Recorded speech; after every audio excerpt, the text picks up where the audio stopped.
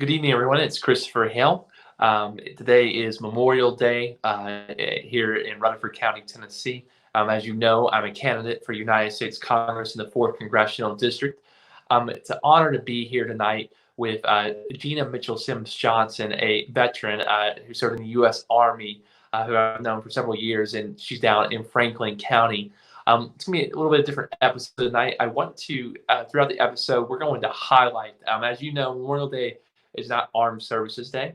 We are going to talk about military service with Gina today and the needs of veterans that I hope to fight for in the United States Congress. But Memorial Day is about those who never had the chance to be honored as veterans. They died in combat. And so throughout this broadcast, we're going to honor and reflect on some of the folks, Tennesseans, particularly young Tennesseans who died in the Iraq and Afghanistan war. So throughout the episode, I will be highlighting some folks.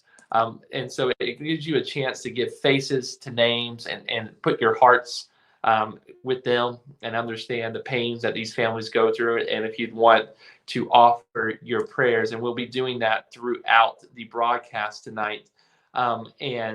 Just a chance and opportunity to understand what has happened in these communities and how much these folks mean to their families and to the state.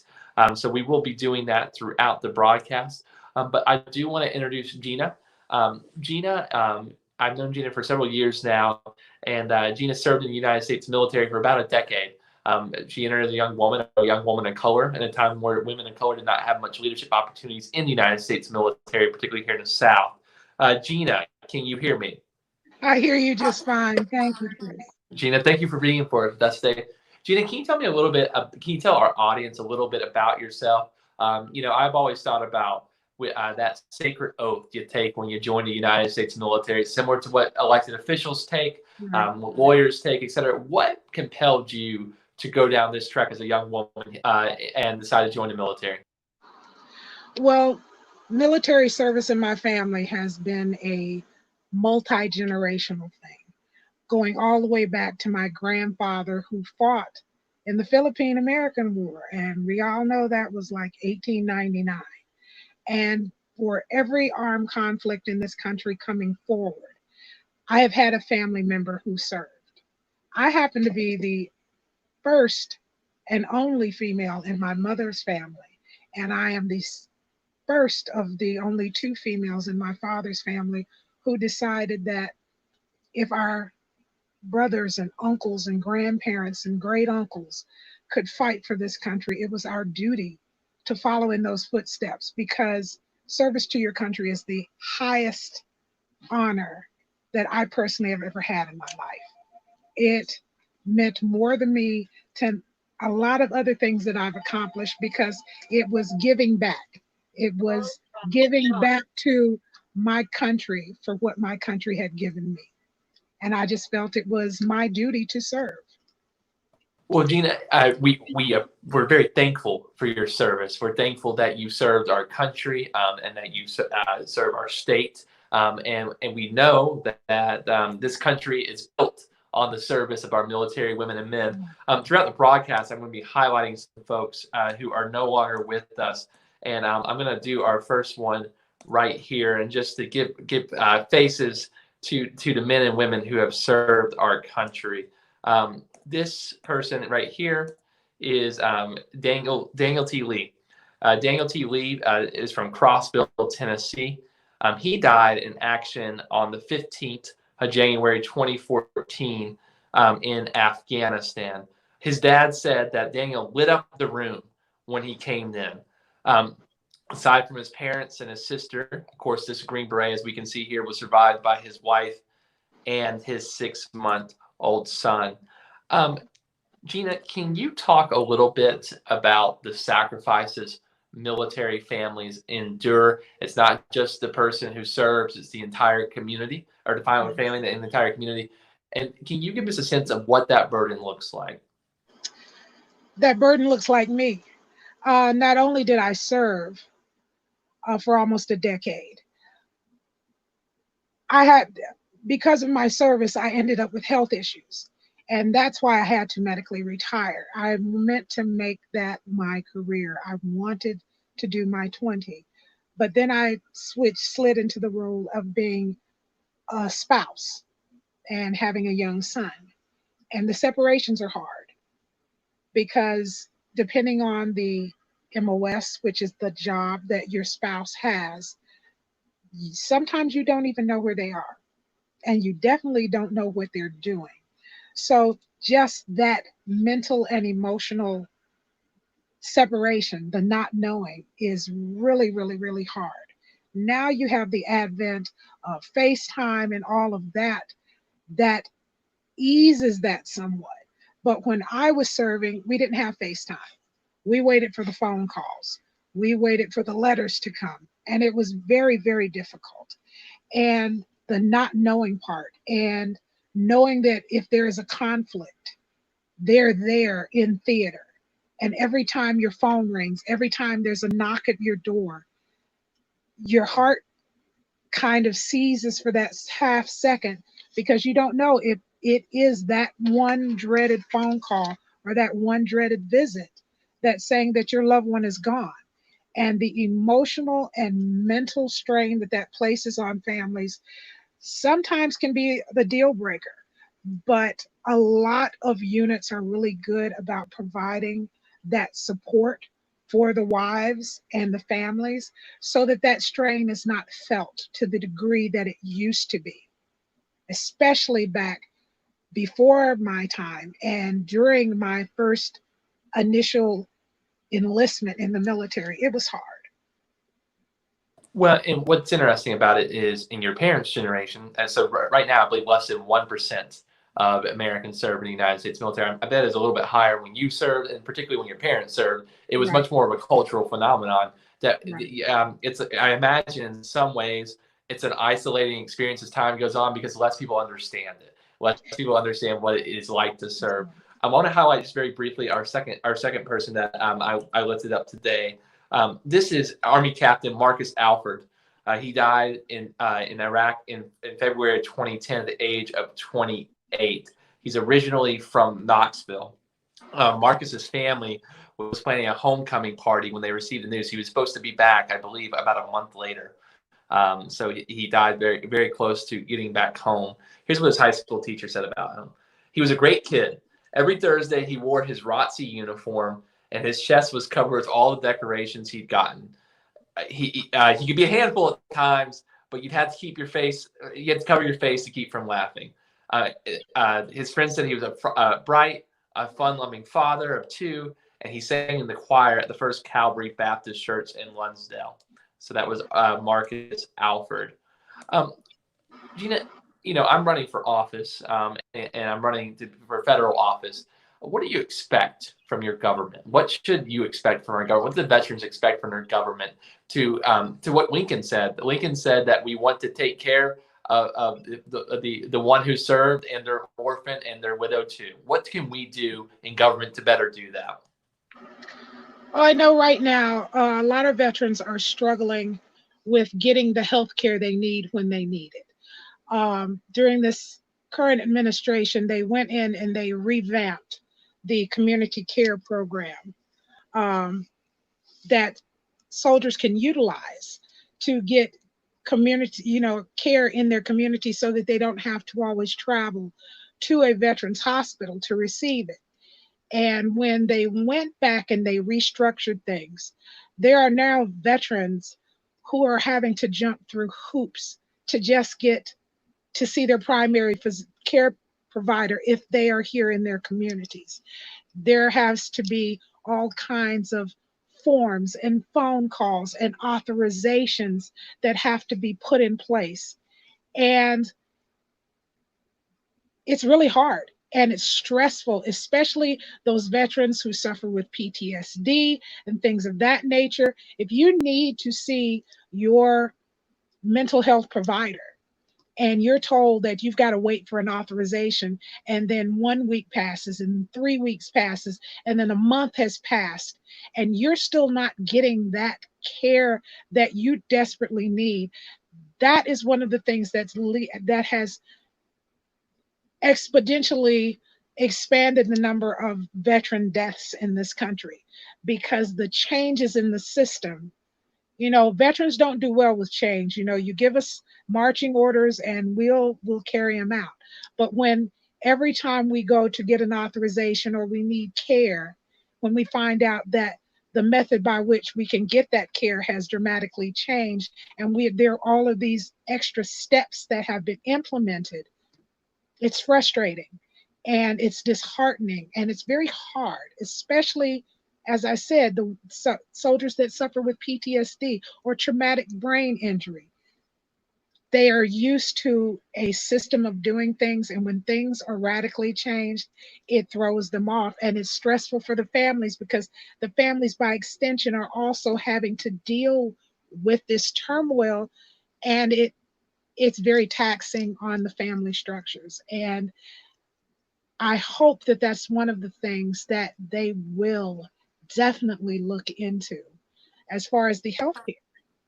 Well, it's interesting too because I think that so my grandfather served in World War II, in Korea, sorry, in World War II as well. But really, historically, military is actually a pathway to the middle class. Right. A lot of folks, that was the equivalent of college. It was the equivalent of Right. degrees, and so actually, my father got to go to college for free on the GI Bill, Exactly. and Exactly. and so like it was but when young kids served, when they're 18, they went up and served. The government invested in them, and they not invested in them; they invested in their posterity. And Exactly. and and we forget that this is not a high-paying job. You don't get No, rich in the U.S. no, military. Really, the promise is we're going to take care of you, though. That's like baseline exactly. promises. We're going to take care of you. Um, I don't want to get into politics too much, but if you go to my website, christopherhale.com/veterans, I give a game plan. I think every veteran should have world-class health care, housing, and a job upon their return. It's the least we can do. I want to lift up a young woman who also joined the military, and she was very honest about it as a means of renewing her life. This is Army Captain Michelle Ring, 24 when she died. She's from Martin, Tennessee. She died in 2007 in Iraq. So she was a single mother. And so the story goes that she was driving down the road in Martin and she saw a billboard saying, "Join the U.S. Army during wartime." She needed a way to start over. She got out of a bad marriage. The story goes that she wanted to help her kids. She had two young kids. And so she found meaning in the United States military, her family said. It gave her confidence in a direction she had never had before. Her sister said, and I'm quoting, finally she was someone and she was doing something with her life. She wanted her boys to be taken care of, and that was her major thing. Her two boys, they were 5 and 7 when she deployed, are now young adults here in Tennessee. Can you talk about, Gina? Can you talk about the effect on children, and military service effect on children in particular? I know we know that divorce rates are higher in the United States military, and we also know there's also familial troubles that pass down to children. What is the burden on children? And and let's be real, a lot of people join the U.S. military to provide for their children. That's the hope. And noble service, yes, but there also is a means of providing sustainable livelihood for themselves and their posterity. What is it like for children in serving in the U.S. military? Oh, it's hard because children have to grow up fast. They have to basically be able to take care of themselves. There are a lot of latchkey kids because, in a lot of cases, there are dual parents that are in the military, and it's tough.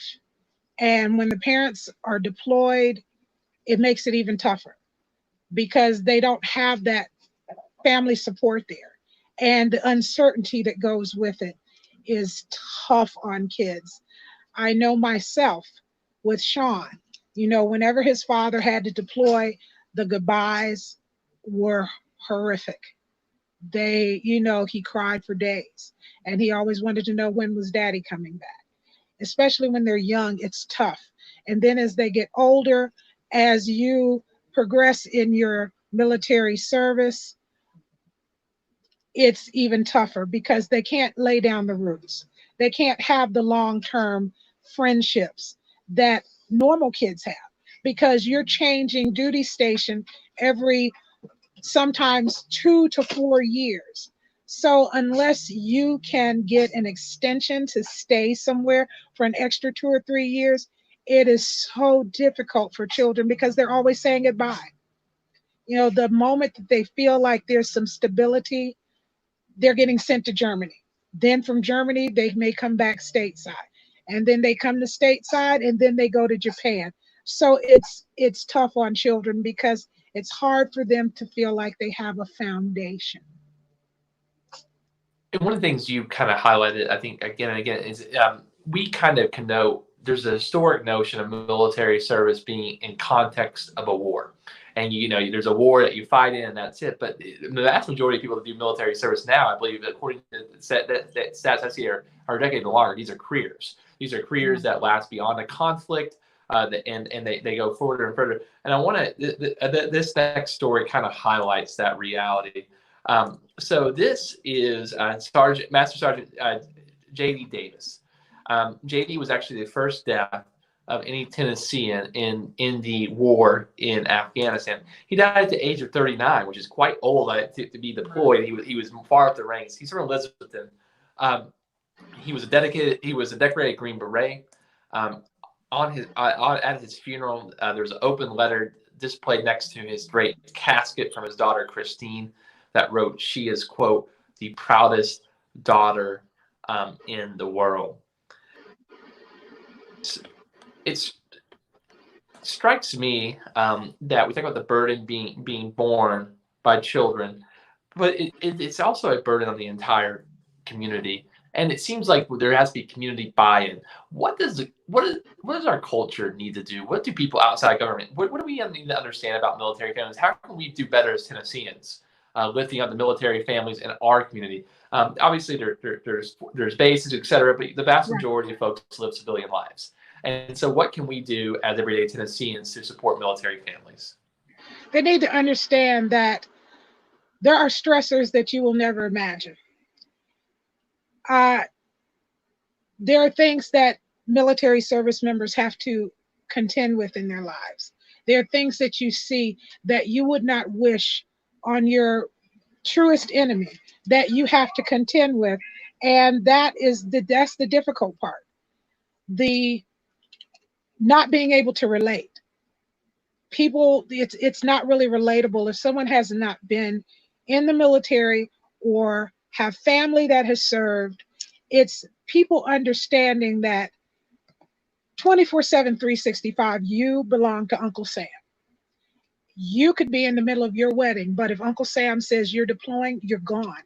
Your life is put on hold until you serve your country, until you do what you signed on the dotted line to do.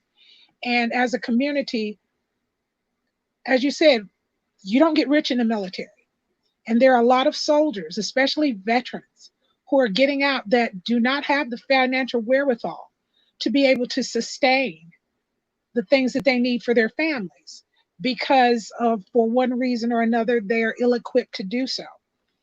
So it would be good if the communities who have the larger veteran populations, especially like in Tennessee, because we do have Redstone there in Huntsville, and we have AEDC, and we have the veterans hospitals in Nashville and Murfreesboro. So we have a large veteran population here in this state. And if the communities could be a little more understanding of what the veterans have to go through, because we don't get rich. We do not get rich. When I was in, we were all sitting around and we tried to figure out how much we made an hour. As an E4 with 4 years in, I was making about $1.34 an hour. That's it. And that's not a lot of money.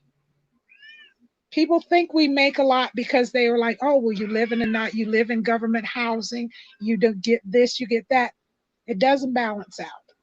And once the rations, the pay for the rations, your food and this and that, when that's gone, when you're out and you don't have a job waiting for you and you still have a family, it is difficult. So if there was some kinds of community programs that could be put in place through the local veterans organizations that could reach out to these families, that would take a lot of pressure off of the veterans who are either separating or are anticipating retiring or separation. Well, I think to be very, very honest, one of the saddest things you see in Middle Tennessee, especially in rural Tennessee, is you see, BFW halls, veteran informed war halls, more or less run down and not well used, et cetera. It communicates to me that as a society, a culture, we have lost the value of understanding what veterans provide to our communities. And also, too, as a young person, I'm a millennial. I was 12 years old on September 11th, so a little bit younger than what you would call the 9/11 generation. But it has been millennials have bore the burden of the post 9/11 wars, and particularly are bearing the emotional burden as well. And my last person I want to lift up tonight is actually a classmate of mine. I went to Siegel High School in Murfreesboro, and this is Corey Kowal. Corey died at a very young age when I was still an undergrad, September 20th, 2009 in Afghanistan. He was 20 years old. Upon his death, his father, CJ, said that his son was his personal hero. When I didn't think I could make it, he was my inspiration. He made me laugh. Friends and family said they were happy to see Kowal live his dream of serving his country. His mother said at a young age, he understood what it meant to be an American. Wow.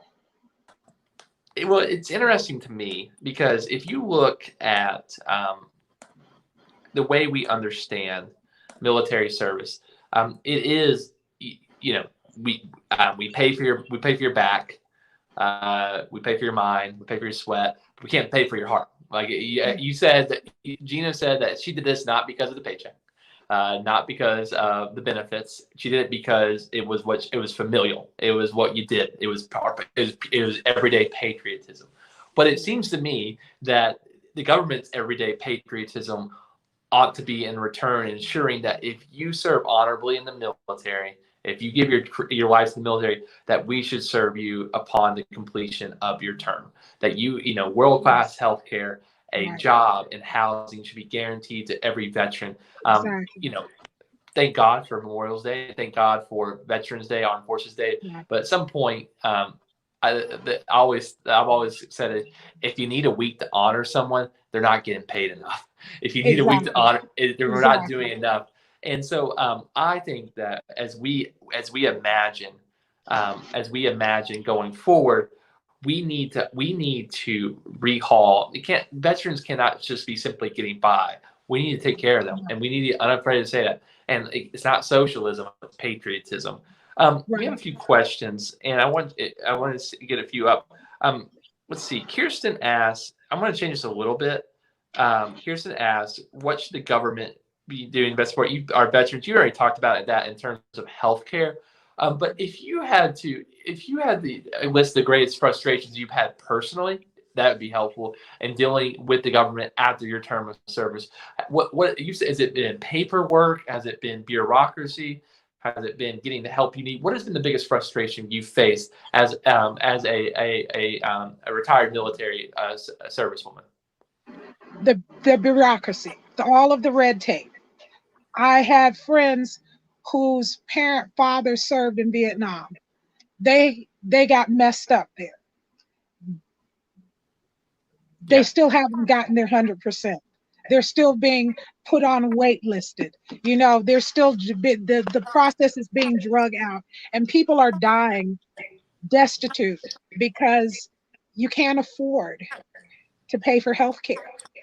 So the families are being bankrupted. They're losing their homes. They're losing their livelihoods, and they're losing their lives to suicide and to illness.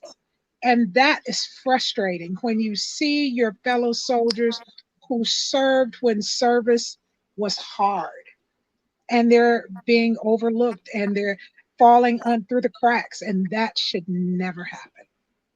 Well, and I think that what you've highlighted is that it seems that we have replaced good policy with good services, just baseline understanding of dignity with kind words. And like I can give you all the graphics in the world. You want some graphics to say thank you for your service? I can give you so many. I can give you so many Right. Hallmark greetings. But folks aren't looking for that. They're looking for healthcare. Their access to quality healthcare. They're looking for jobs. They're looking for good Housing. wages. Yes, housing. And these things are no longer questions of like left versus right, but right versus wrong. And Right. it's no longer a negotiable. It's got to be the way we do things. The burden, who is taking on the burden, is getting smaller.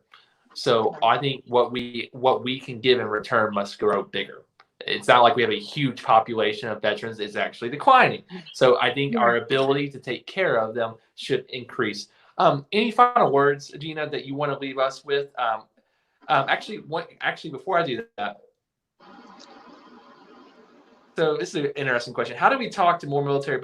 So I think a way I understand this question is, how can we organize military folks in speaking up more on this? Is there a culture of silence and suffering? Is that part of this?